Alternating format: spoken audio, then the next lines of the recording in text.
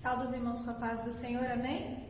Então estamos aqui hoje para mais uma escola bíblica dominical e hoje nós estaremos falando sobre Jesus, videira verdadeira, amém? Vamos iniciar com uma oração, então convido os irmãos a nos colocarmos em oração nesse momento. Senhor meu Deus e meu Pai, Senhor Jesus, abençoe esse momento de aprendizagem, de estudo. Abra o coração dos teus filhos, Senhor. Abra o meu próprio coração para que nós possamos aprender mais de Ti. Nesta manhã, Senhor Jesus, que o Teu Espírito Santo nos mova, Senhor, a compreender, nos leve, Senhor, a aprender mais de Ti, para que nós possamos crescer cada dia mais em conhecimento na Tua presença. Deus, abençoe esse estudo, que tudo corra conforme a Tua vontade. Esse é o desejo do meu coração, em nome de Jesus. Amém? Vamos louvar o Senhor agora. Tu és bem-vinda,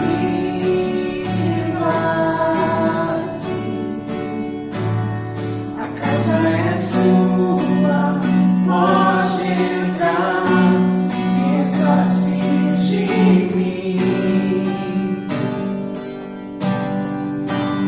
ressacie de mim.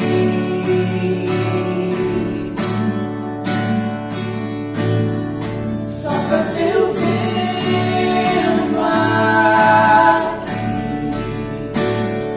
toma teu trono, vem reinar, nós queremos te ouvir,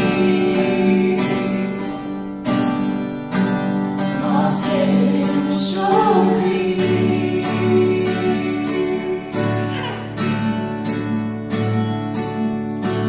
Essa casa é sua casa, nós deixamos ela pro Senhor. Jesus,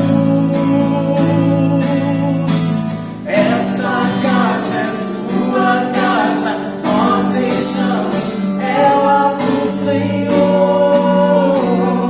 Jesus, essa casa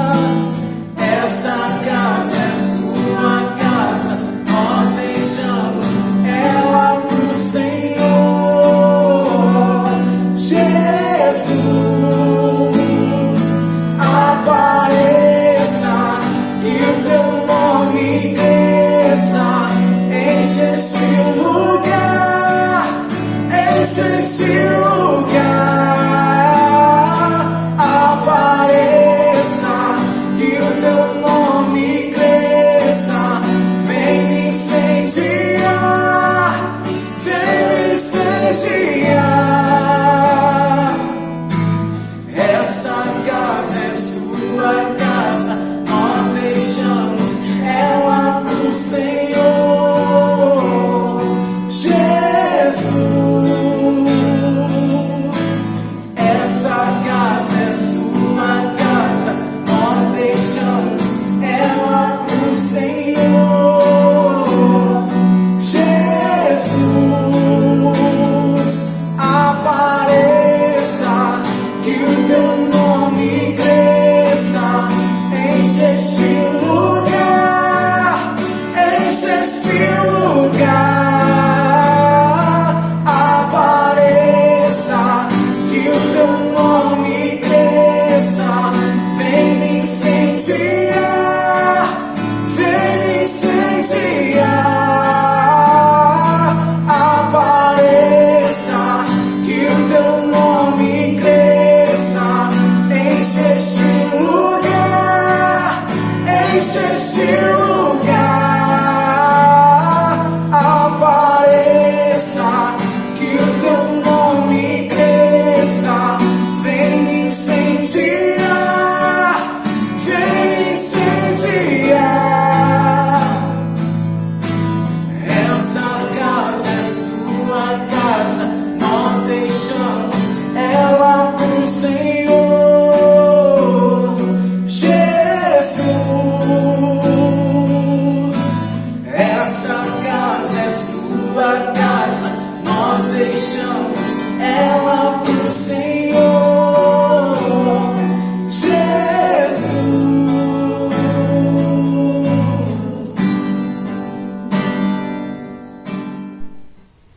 Hoje, então, estaremos trabalhando com esse tema, Jesus, videira verdadeira.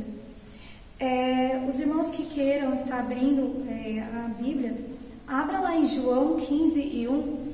O versículo-chave do nosso estudo é: Eu sou a videira verdadeira e meu Pai é o lavrador.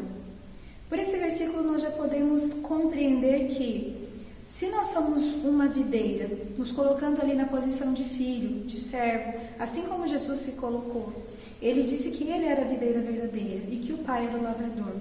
Nós nos colocando enquanto videira e temos ali a figura de Cristo, a figura do nosso Deus maravilhoso, sendo o lavrador. Como transcorreria tudo isso? Como tudo isso, de que forma nós podemos trazer isso para a nossa realidade hoje? Como ocorreria esse trabalho do Pai em nossas vidas, nós enquanto videira e o Pai como nosso lavrador, como o agricultor? Vamos então ao longo do estudo para que a gente venha compreender de que forma nós podemos estar ligados a essa videira verdadeira que é Cristo. Nós temos ali, o texto ele tem essa afirmação, onde Jesus ele diz que ele é a videira verdadeira. Isso nos leva a pensar, se existe verdadeiro, não haveria razão para Jesus trazer o termo verdadeiro se não houvesse a oposição, o contrário de verdadeiro é falso. Então, se existe verdadeiro, logo poderemos compreender que existia também a videira falsa. E o que seria essa videira falsa? Nós precisamos entender o contexto no qual Cristo estava nesse momento em que ele traz esse versículo. Cristo viveu num contexto de muita religiosidade. Era um povo que estava esperando o Messias. E quando o Messias veio, eles o crucificou, porque não foram capazes de enxergar a Cristo, não foram capazes de perceber Jesus. Porque eles esperavam um Cristo revestido de muita religiosidade, revestido um Cristo que se encaixasse nos moldes em que eles haviam estabelecido, no qual eles estavam vivendo. E aí veio um Cristo muito diferente daquilo que eles estavam esperando. E aí então eles não perceberam Jesus. Chegaram ao ponto de crucificar o Messias que eles mesmos estavam esperando. Então esse povo, nesse contexto onde Jesus diz que eu sou a videira verdadeira e o meu Pai é o lavrador, é um contexto de muita religiosidade. E como eu disse, se ele é a videira verdadeira, logo nós temos uma videira falsa. E qual videira seria essa? Essa videira seria a da religiosidade. Religiosidade baseada em muita hipocrisia, baseado num contexto onde se falava como deveria ser feito, mas aquilo não era vivenciado, onde as pessoas pregavam coisas que elas mesmas não viviam. Então assim, era tudo muito engessado, era um contexto onde tudo tinha que ser seguido ali, aquele rito, e as pessoas eram detentoras de saberes, de conhecimento, mas era um conhecimento pautado na mentira, pautado na hipocrisia. Então assim, tudo que era feito, não era feito propriamente dito para se aproximar de Deus, buscando ao Deus verdadeiro, mas para trazer visibilidade a eles mesmos, para que eles fossem percebidos como pessoas sábias, para que eles fossem vistos como pessoas que estavam fazendo algo. Então, se era dado uma esmola, que essa esmola, que todos vissem eles fazendo esse ato, praticando esse ato, porque na verdade o que eles queriam é atrair atenção para eles, trazer glória para eles, e não ao Pai verdadeiramente dito.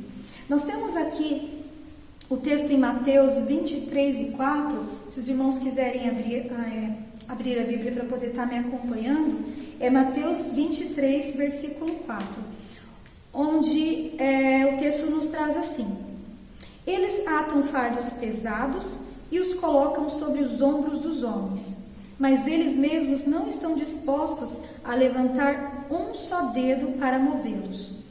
Tudo o que fazem é para serem vistos pelos homens. Eles fazem seus filactérios bem largos e as franjas de suas vestes bem longas.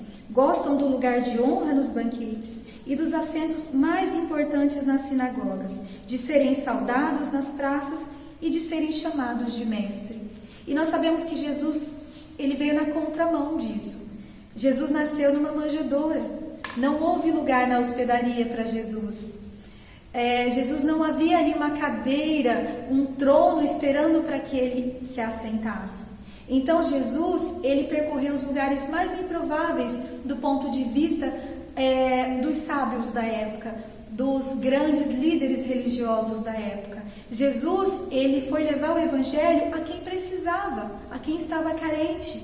Então assim, o Cristo, o Messias que veio, foi muito diferente daquilo que eles estavam esperando, daquilo que eles estavam acostumados. Então eles não perceberam a figura de Jesus.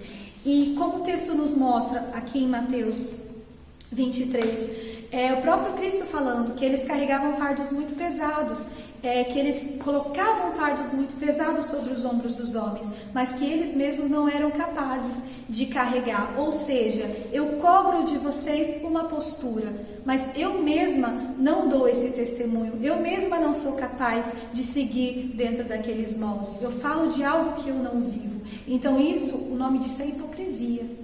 Então eles pregavam uma religiosidade muito pesada, a qual nem eles seguiam, a qual eles mesmos não eram capazes de se enquadrar dentro daquilo que eles estabeleciam. Aqui ainda no versículo 23 de Mateus, no versículo 11, o texto de Jesus continua dizendo assim: o maior entre vocês deverá ser servo, pois todo aquele que a si mesmo se exaltar será humilhado, e todo aquele que a si mesmo se humilhar será exaltado.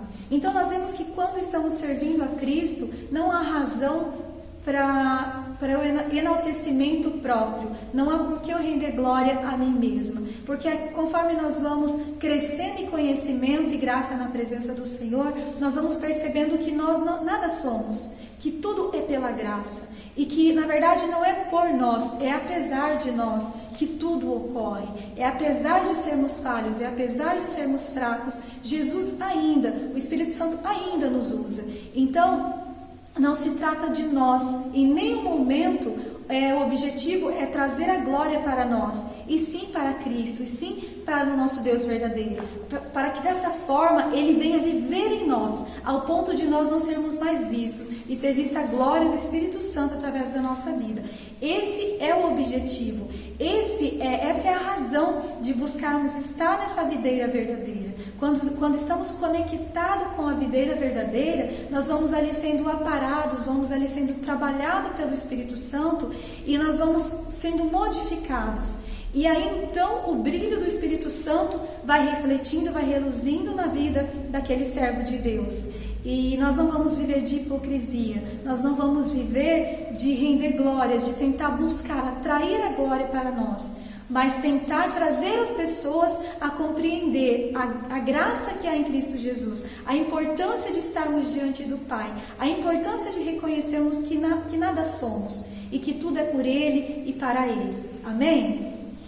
Eu gostaria que os irmãos abrissem a Bíblia em 2 Timóteo 3 e 5, aonde o texto vai nos falar o seguinte. Vamos lá, 2 Timóteo 3 e 5.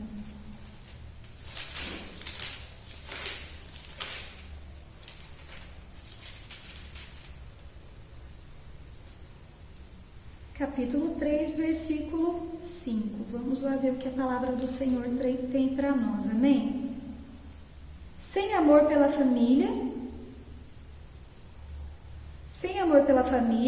irreconciliáveis, caluniadores, sem domínios próprios, cruéis, inimigos do bem, traidores, precipitados, soberbos, mais amantes dos prazeres do que amigos de Deus, tendo aparência de piedade, mas negando o seu poder.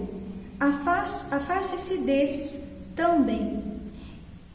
Essa é uma instrução que o apóstolo Paulo traz a Timóteo. Ele está orientando Timóteo que se afaste dessas pessoas, que são amigos dos prazeres, que são amantes dos prazeres, mas como o texto nos mostra aqui, precipitados, soberbos,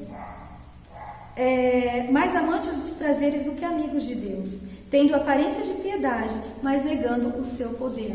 Então, assim, é uma aparência, parece ser, mas de fato não é. É aquilo que por fora aparenta muito, é belo, mas que quando olhamos para dentro, nós vemos que aquilo está vazio. Então, é uma orientação que o apóstolo Paulo traz para que eles se afastem dessas pessoas.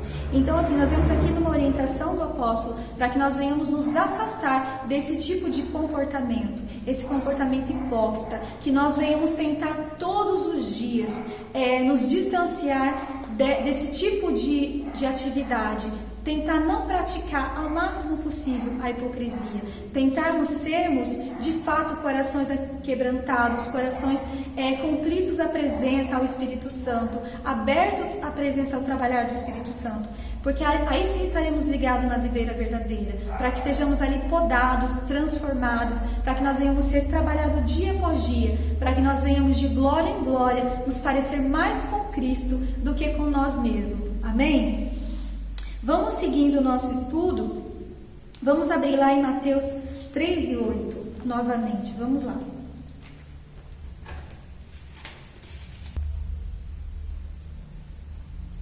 Deem fruto que mostre o arrependimento. Não pense que vocês podem dizer a si mesmos: Abraão é nosso pai, pois eu digo que dessas pedras Deus pode fazer surgir filhos a Abraão. Então, o que nós vemos aqui? Não pense que vocês podem dizer a si mesmo: deem frutos que mostrem o arrependimento. Por que arrependimento? Porque nós sabemos que somos falhos, que somos pecadores. Então precisamos estar conscientes da necessidade. Certamente iremos incorrer no erro, mas precisamos estar cientes do arrependimento, da necessidade de estarmos sempre buscando nos distanciar do erro. Contudo, se incorrermos no erro, que haja arrependimento. Porque se não há arrependimento, nós não voltamos atrás. Nós não nos colocamos diante de Deus, não confessamos a nossa falha e não começamos novamente. É isso que vai trazendo a hipocrisia para dentro das nossas vidas. É isso que vai gerando um culto hipócrita, um culto que não agrada ao coração de Deus.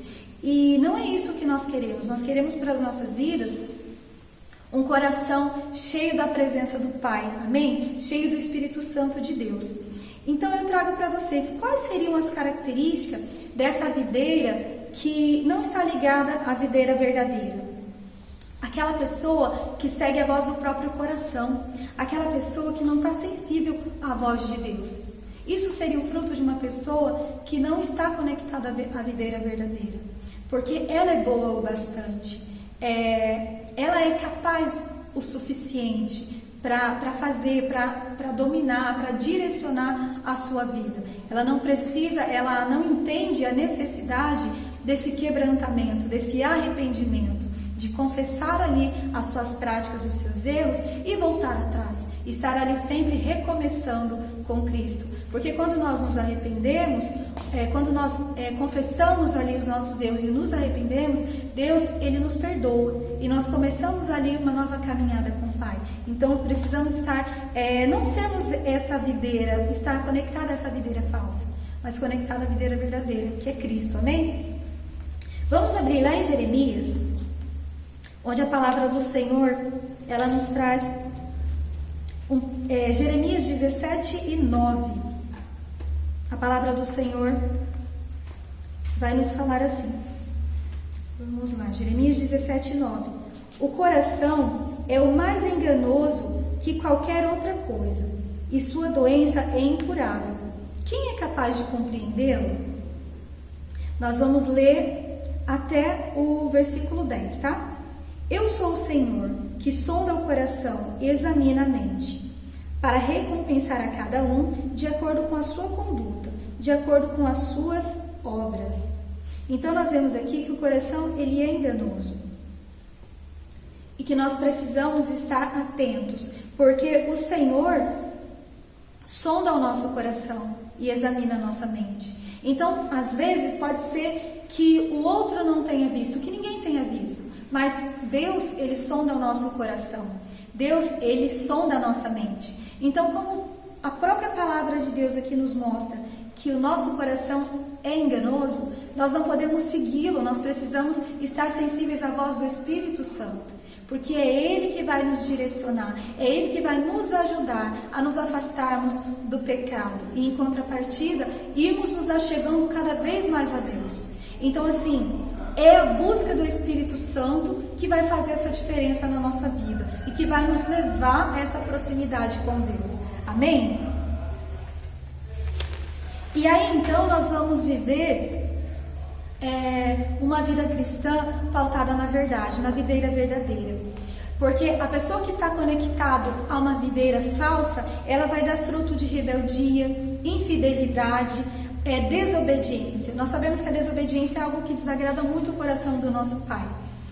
E então nós temos que buscar essa presença do Espírito Santo. Nós precisamos estar conectados a essa videira verdadeira que é Cristo, para que nós não venhamos dar fruto da rebeldia, da infidelidade, da hipocrisia.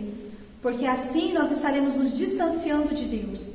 E quanto mais nós vamos tentando manter aquele status, quanto mais nós vamos tentando manter aquela imagem, aquela aparência externa, sem que o nosso interior esteja curado, sem que o nosso interior esteja conectado ao Espírito Santo de Deus, mais nós vamos nos afastando da presença do Senhor. Então é muito perigoso, nós precisamos prestar muita atenção, precisamos examinar o nosso coração, estarmos sempre examinando os nossos pensamentos, para que nós venhamos estar assim, tentando banir da nossa vida ao máximo tudo aquilo que desagrada ao Pai. Ainda que isso para nós não seja algo fácil, nós sabemos que não é, mas isso Deus, como Ele sonda o nosso coração, Ele vai saber ali o desejo que existe dentro de nós, em estarmos buscando a presença dEle, em estarmos o adorando em espírito e em verdade. E é isso que vai nos fortalecendo, é isso que move o Espírito Santo a nos ajudar cada dia mais. Amém? Vamos abrir em João 4:34. Vamos lá em João, capítulo 4, versículo 34, onde a palavra do Senhor nos diz assim: Disse Jesus: A minha comida é fazer a vontade daquele que me enviou e concluir a sua obra. Então, a comida de Cristo afirma aqui que a comida dele é fazer a vontade daquele que o enviou e concluir a obra do Pai. Então, se Cristo, sendo Deus, ele se fez homem, ele se despiu da figura da divindade, ele se fez homem em todas as suas características, ele viveu nessa terra, ele sentiu dores como nós sentimos, ele sentiu aflição como nós sentimos, e ele conseguiu cumprir ali o seu chamado, a sua missão. Por quê? Porque existia uma obra, porque ele entendia que o alimento da vida dele, ou seja, alimenta aquilo que nos sustenta, o alimento de Cristo, que sustenta a Cristo, ou a minha comida é fazer a vontade daquele que me enviou e concluir a sua obra.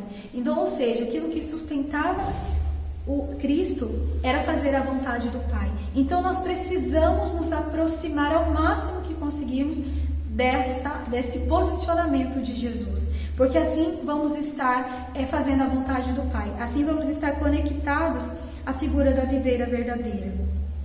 Vamos ver o que define Cristo. Nós vimos aqui que o que alimenta Cristo é fazer a vontade do Pai, é cumprir o seu chamado. Vamos ver lá no Salmo 23 o que define a Cristo. Amém? Então, Salmo de número 23.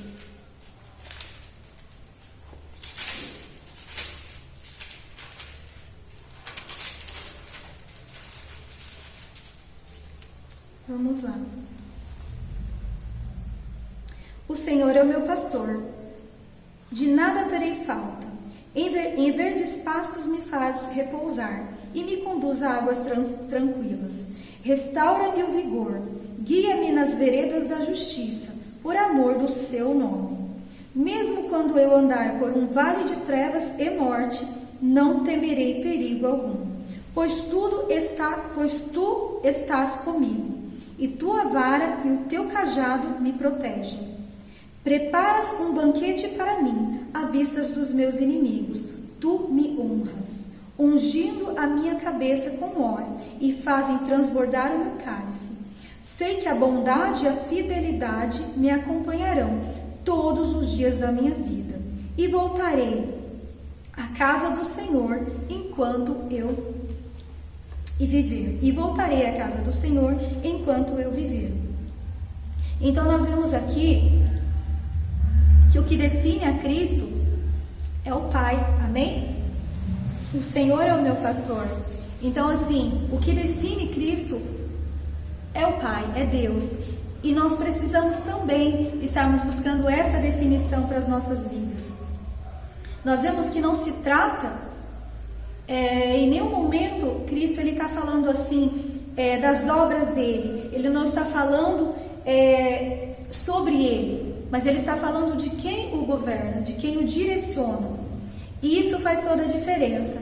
Então nós vemos que quando que a nossa definição de vida não pode ser as nossas obras, não pode ser nós enquanto pessoas, mas falarmos de quem nos governa, falarmos de quem está direcionando a nossa vida, de quem está nos motivando, de quem está nos capacitando. Isso tem que ser tem que ser aquilo que nos define. Amém? Vamos ainda ler lá em Filipenses 2:2, para vermos, fala um pouquinho da figura de Jesus.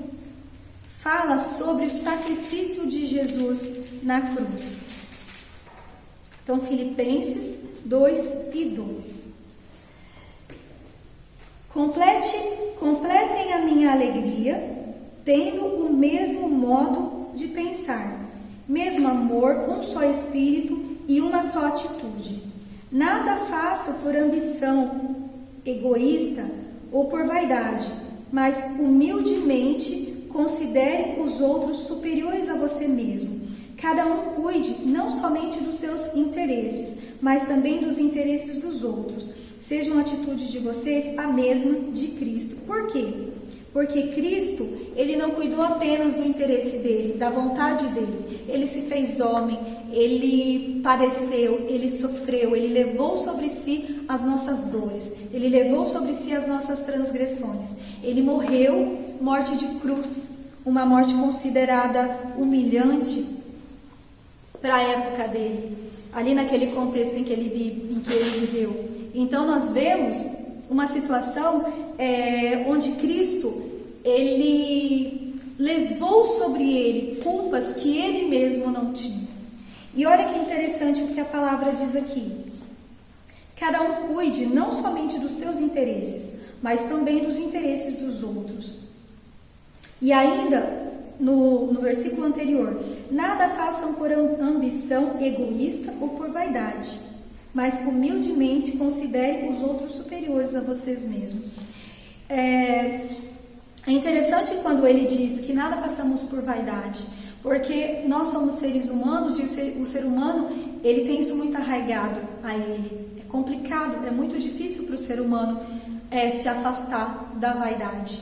Mas isso é uma busca que precisa ser trabalhado em nós constantemente, porque nós precisamos reconhecer que não se trata de nós, que assim como Cristo, ele não fala sobre si, ele fala sobre Deus. Nós também não podemos ficar ali buscando render glórias a nós mesmos, buscando enaltecer as nossas qualidades, e sim a qualidade daquele que está por trás, aquele que está dentro de nós, que está nos movendo, que está nos motivando, amém? Que está nos dando fôlego de vida. Porque quando pensamos que até o nosso fôlego de vida, quem nos deu foi o Pai, não há razão para nos considerarmos bom em coisa alguma. Bom é Deus, bom é o Pai que nos trouxe, que fez de tudo para se reconciliar conosco, amém? Que deu seu Filho único numa cruz para padecer, para morrer, morte de cruz, morte de humilhação, morte sofrida, para que Deus pudesse se reconciliar com o homem. Foi um ato de amor. um ato para que hoje nós estejamos aqui falando da palavra de Deus, amém? Se Cristo não tivesse se feito homem, se ele não houvesse sofrido, ele não houvesse padecido, hoje nós não teríamos essa liberdade na adoração, nós não teríamos essa possibilidade de estarmos falando do amor de Cristo como falamos hoje, amém? Eu peço aos irmãos ainda que abram a Bíblia em Gálatas 4:19, onde a palavra do Senhor vai falar assim com a gente. Vamos lá.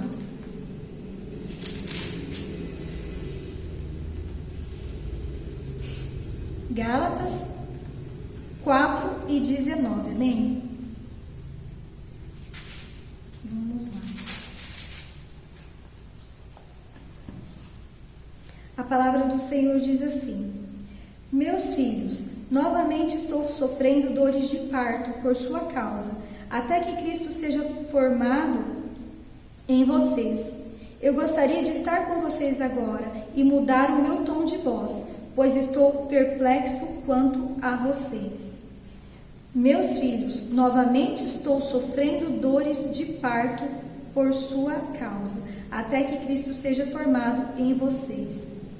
Nós vemos que dores de parto é aquilo que traz o ser humano à vida, amém? Então nós entendemos que até que Cristo seja formado em vocês, trata-se de um nascer de novo, trata-se dessa formação de Cristo dentro do nosso coração. E ele fala, a palavra diz: meus filhos, novamente estou sofrendo dores de parto. Ou seja, há um sofrimento para que Cristo venha nascer novamente em nós. E esse nascer, essa busca precisa ser diária. Por quê? Porque nós somos falhos, incorremos no pecado, mas essa busca, esse coração ardendo de vontade de estar ali cheio da presença do Espírito Santo, é isso que vai fazer a diferença aos olhos do Pai. É isso que vai trazer a presença do Senhor até nós. Amém? E quando nós não reconhecemos a soberania de Deus, ainda que em Gálatas 2:11, vamos lá no capítulo 2, versículo 11. Vamos ver o que a palavra do Senhor nos traz, amém?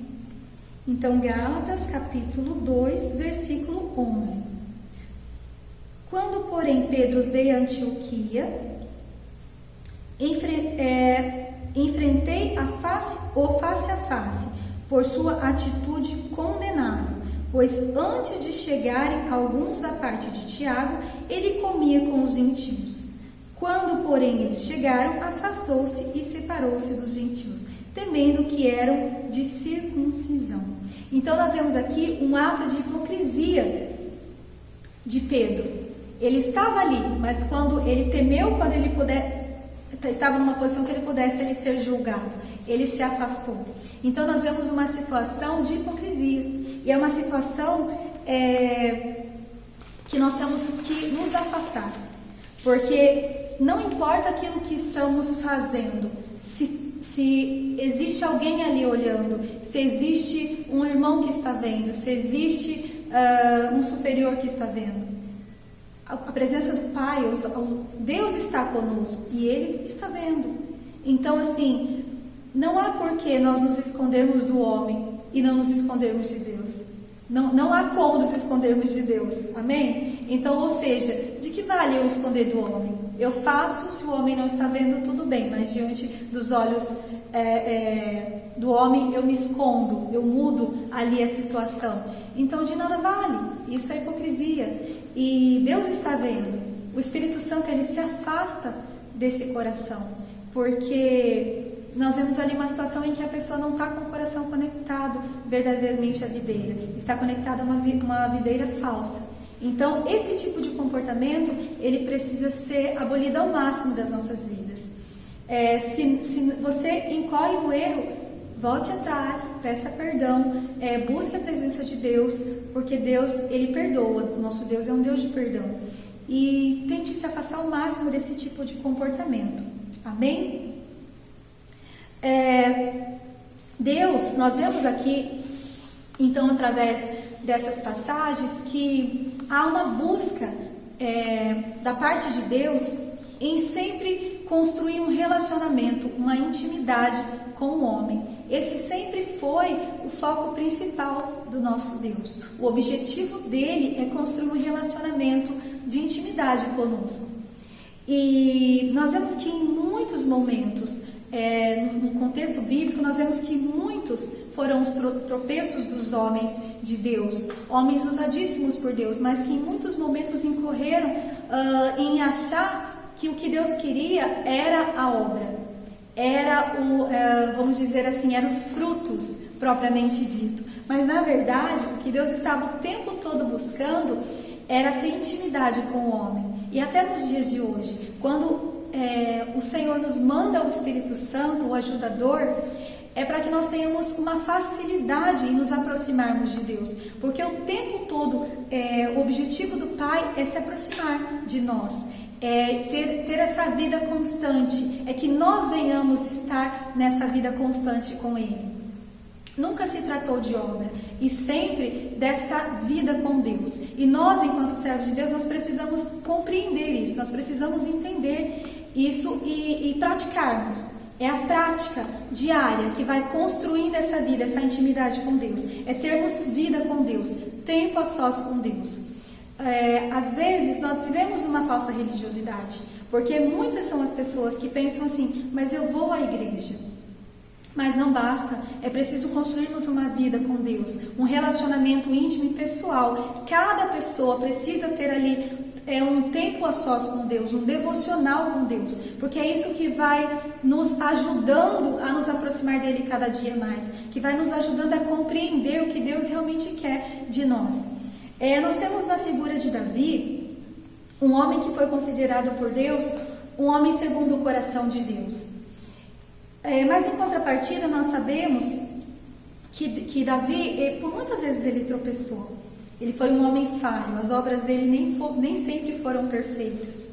Mas Davi tinha algo que atraía a presença de Deus. É o coração de Davi. Porque o coração de Davi, ele estava ali sensível à voz de Deus. Nós sabemos que quando ele incorria no erro, ele sempre procurava uma forma de se aproximar novamente de Deus, de se arrepender e pedir perdão. E isso faz toda a diferença. Nós vemos que isso fez toda a diferença na vida de Davi. E é isso também que vai fazer a diferença na nossa vida. É o nosso coração. Porque em nenhum momento Deus, Ele quer que nós sejamos assim, excelentes na performance, que nós sejamos extremamente dedicados naquilo que fazemos, sem estarmos com o coração voltado a Ele. Porque o que Ele deseja de nós é o nosso coração totalmente voltado a Ele. E é o que nós vemos na figura de Davi. E em contrapartida, nós temos o filho de Davi, nós temos a figura de Salomão, homem que em sonho, quando Deus falou com ele, e desse a ele sabedoria. E Deus de fato deu a ele sabedoria. Ele foi considerado um homem extremamente sábio, um homem de um notório saber.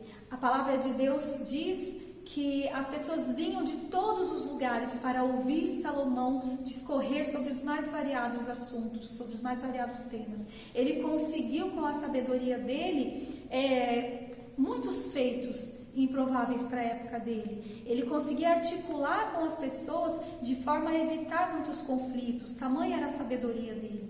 Contudo, com toda essa sabedoria de Salomão, ele construiu um templo grandiosíssimo para adoração ao Deus Altíssimo. Ele estabeleceu ali formas de adoração a Deus. Ele teve detalhes na construção do templo. Havia todo um cuidado na forma de oferecer sacrifício a Deus. Então nós vemos muita performance, nós vemos muita excelência na prática, naquilo que ele fazia. Contudo, com o passar do tempo, Salomão ele incorreu na desobediência. E ele não conseguiu perceber essa desobediência. Por quê? O Senhor ordenou a ele que não contraísse como esposa mulheres de povos estranhos. E ele foi ali e não só casou com a filha de Faraó, como também contraiu para si várias outras esposas de diversos povos distintos daquele, exatamente aqueles povos ao qual Deus havia dito para que ele não se unisse em matrimônio. E ele então trouxe essas mulheres. E com o passar do tempo, conforme ele foi envelhecendo, essas mulheres foram ali vamos dizer assim, induzindo ele, estimulando ele. E através desse estímulo, ele foi se afastando de Deus. Por quê? Ele começou a oferecer sacrifícios a outros deuses, ele começou a construir ali imagens de outros deuses. Nós vemos na palavra de Deus que ele construiu altares para deuses estranhos. Ele construiu, por exemplo, esse é só um exemplo que eu trouxe para os irmãos. Ele construiu altar para o deus Maloque, deus dos Amonitas. Construiu altares para o deus Camus, deus de Moabe. Então nós vemos aqui que ele deixou de adorar exclusivamente ao Senhor dos Senhores, ao Deus Altíssimo, que era o diferencial na vida de Davi. Davi adorava apenas ao Deus verdadeiro, ao Deus de Israel. E em contrapartida, o seu filho Salomão, que então começou muito bem, teve uma performance muito boa, foi um homem extremamente sábio, mas ele incorreu na desobediência. E a desobediência o levou ao declínio. Acabou adorando outros deuses, acabou construindo altares para outros deuses, sacrificando a esses deuses. E aí o que aconteceu? Deus veio e falou ali que aquela aliança ali que havia com a família, porque ele se assentou ao trono que outrora era de seu pai. Amém? Não prosseguiria. Deus não iria ali castigar a Salomão por amor ao pai de Salomão. Eu acho muito interessante porque a palavra diz. Então olha que coisa extraordinária. O fato de Davi ser um homem segundo o coração de Deus, ter esse coração tão contrito, tão quebrantado, a presença de Deus, a busca pelo Deus Altíssimo, fez com que Deus até mesmo relevasse ali toda uma situação de pecado do seu filho.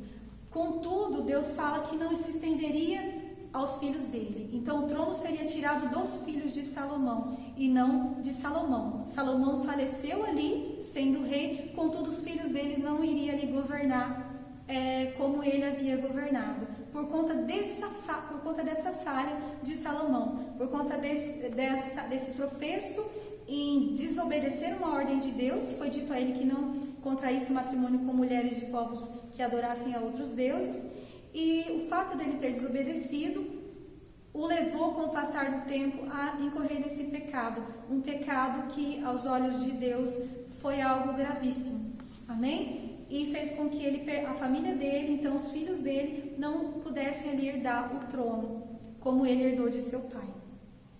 Então nós vemos que a obra em si, ela não significa muita coisa, amém? Nós podemos fazer obras, nós podemos fazer coisas extraordinárias, como fez Salomão, mas se não estivermos com o nosso coração focado em Deus, se não estivermos com a nossa adoração destinada ao Deus Altíssimo, isso não vai ter muito significado na nossa vida propriamente dito. Em algumas situações você até vai abençoar o outro, mas você não estará abençoando a si mesmo. Amém? Então, quando nós precisamos entender a obra, nós precisamos entender a performance, o fazer como um meio de nos aproximarmos de Deus, um meio de estarmos agradecendo a Deus, um meio de estarmos atraindo a presença de Deus, mas não pode ser o fim. A obra por si só, ela não é o fim.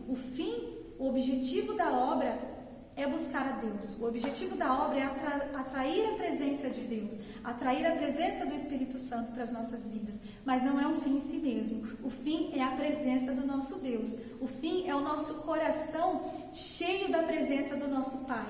O fim é nós estarmos preocupados em, mesmo que ninguém esteja vendo, mas eu não vou praticar esse ato porque desagrada ao Pai. É isso que Deus espera de nós, que nós tenhamos essa consciência.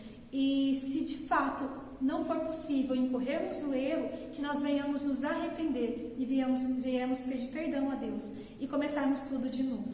Amém? Esse é o principal foco.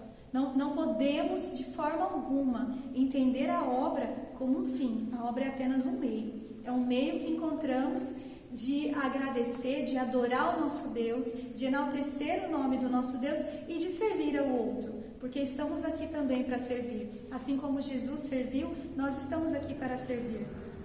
Mas não é um fim em si mesmo. Amém? Então nós vemos que o culto, qual é o culto que Deus recebe? O culto que Deus recebe não é o da melhor performance. Pode parecer assim aos nossos olhos, porque nós somos muito ligados à aparência, nós somos, está em nós, está incutido em nós. É muito difícil para nós nos desvencilharmos dessa posição. Amém? Mas Deus, Ele está muito mais preocupado com o nosso coração, com o nosso íntimo, com aquilo que nós trazemos, com o nosso objetivo, do que propriamente dito com a obra que estamos realizando. Então, ótimo, eu tenho que estar preparado, eu tenho que me organizar para aquilo que eu vou fazer? Sim, com certeza, eu preciso fazer o melhor para Deus. Mas se o meu coração não estiver focado na adoração, se o meu coração estiver mais preocupado no que eu vou causar no outro, no impressionar o outro, eu tenho que me preocupar, será que Deus vai receber esse culto? O objetivo nosso é oferecermos culto ao nosso Deus. O objetivo nosso é alcançarmos o trono celestial. Amém? Porque o Deus tem os anjos que o glorificam. Deus tem a adoração perfeita no céu. Amém? Então não se trata, eu vou oferecer porque Deus ele está lá carente esperando a minha adoração. Não se trata disso. A adoração é a forma que eu tenho de atrair a presença de Deus. Mas o meu coração, ele precisa estar focado, ele precisa estar ali contrito a essa presença. Ele precisa estar aberto, amém? Para buscar essa presença de Deus. E não preocupado naquilo que eu vou apresentar para o outro, naquilo que eu vou causar no outro.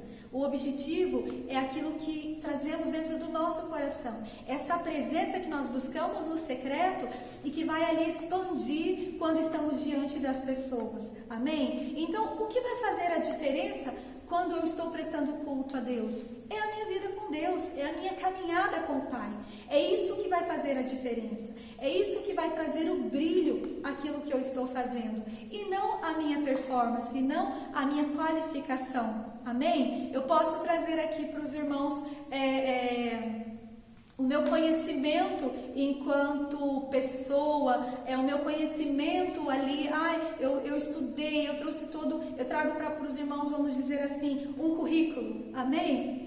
De nada vale o meu currículo. O que vale aqui é a presença do Espírito Santo, é a presença de Deus. É Deus que vai operar, que vai dar seguimento, que vai levar as pessoas a compreender a palavra. É o Espírito Santo. Palavra sem a presença de Deus, sem o mover do Espírito Santo, ela é vazia e ela não alcança o objetivo, ela não alcança aquele feito esperado. Amém? Então nós precisamos estar assim muito conscientes disso. Que Deus, Ele quer a nossa adoração? Sim, Ele quer. Mas como um meio, como uma forma que temos de buscá-lo, de mostrar que estamos aqui para adorá-lo. E não como um fim. Amém? O fim é o nosso coração cheio da presença dEle. O fim é o nosso coração desprovido de hipocrisia. O fim é nós estendermos a mão para aquele irmão, mesmo que ninguém esteja vendo. Amém? Porque Jesus foi isso. Jesus, como no começo do estudo eu trouxe para os irmãos, Jesus ele foi nos lugares menos prováveis. Ele foi falar do amor de Deus para as pessoas que a geração dele, que aquele povo que estava ali, olhava e falava: meu Deus, mas como assim? Jesus não pode ser o Messias. Ele anda acompanhado de pessoas que eram mal vistas para a época. Amém? Então assim, nós vemos que falar do amor de Deus é algo que precisa ser o tempo todo, independente se tem alguém vendo ou não. O meu testemunho enquanto cristão, ele precisa ser uma forma de vida. A minha vida precisa ser um testemunho. Eu não posso apenas na frente da igreja, eu não posso apenas na frente de alguém que vai ali me aprovar ou me reprovar. Eu preciso estar o tempo todo tentando expressar Jesus na minha forma de vida. Amém? Esse é o culto que o Espírito Santo, que o nosso Pai recebe. É a nossa vida como um culto. Amém? É a nossa vida diária com Ele, a nossa busca do Espírito Santo. E é assim que estaremos conectados à videira verdadeira, que é Jesus. Amém? Então é isso. Nós precisamos compreender e admitir que nós não somos a verdade. Por mais verdadeiros que nós venhamos ser, nós não somos a verdade. A verdade é Cristo. Amém? Por mais verdadeiros que nós venhamos ser, nós precisamos ser santificados por essa verdade, que é Jesus. E precisamos sentir o nosso coração sempre dispostos a buscar, a ir à casa do oleiro, para sermos ali quebrados e feitos novamente. Porque, como eu disse, nós vamos acabar incorrendo no erro, porque somos falhos, somos pecadores. O erro é certo, amém? Agora, o que nós não podemos aceitar é ficarmos no erro. Nós precisamos ter essa compreensão, desejarmos ir à casa do oleiro, compreender que não somos a verdade, mas que Cristo é a verdade. É Ele que vai ali nos quebrar e nos fazer novamente. Amém? Como um vaso. Então temos que ter o coração com esse desejo de ir à casa do oleiro, buscar sermos refeitos todos os dias, refeitos na presença do Espírito Santo, refeitos na presença do nosso Deus, porque assim nós vamos conseguir construir uma vida com Deus.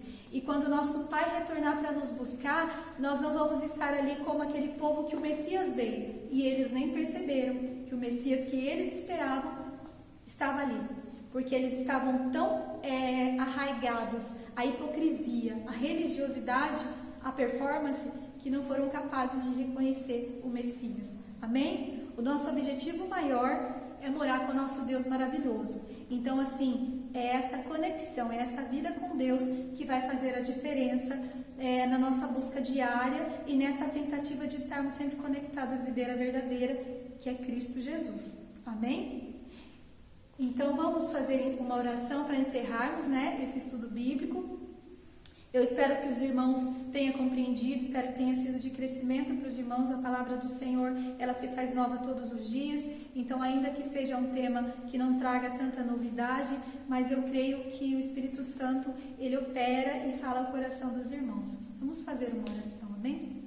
Senhor, meu Deus e meu Pai, Senhor Jesus, eu oro nesse momento, peço ao Senhor que venha trabalhar no coração, no meu coração e no coração de cada pessoa que vier assistir esse vídeo e que de fato venha haver crescimento, que de fato venha haver vida nova, renovo, porque é isso que nós queremos, Senhor. Nós pedimos ao Senhor, quebra-nos e nos faça novo todos os dias, porque esse é o nosso objetivo, estarmos sempre, ó Deus, focados no trono de glória, conectados com a videira verdadeira, que é Cristo Jesus. Então, que essa palavra venha ser solidificada e venha dar fruto no coração de cada pessoa que vier assistir esse vídeo. É o que eu te peço e te agradeço em nome de Jesus.